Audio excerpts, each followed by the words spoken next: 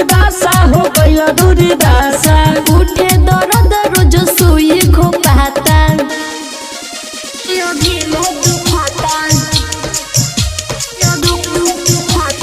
कीची नीरज बाबू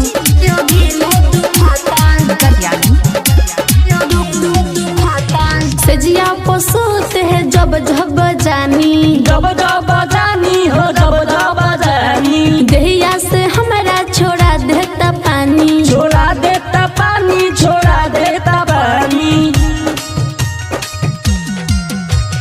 सजिया पसोते जब जब जानी दहिया से हमारा छोड़ा देला पानी।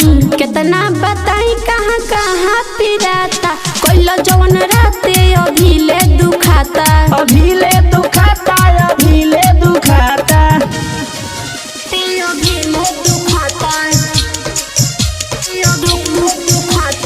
कीची नीरज बाबू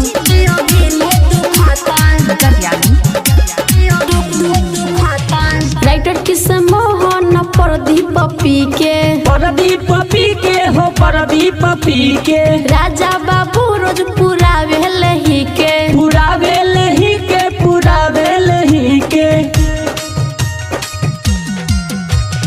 राइटर मासूम प्रदीप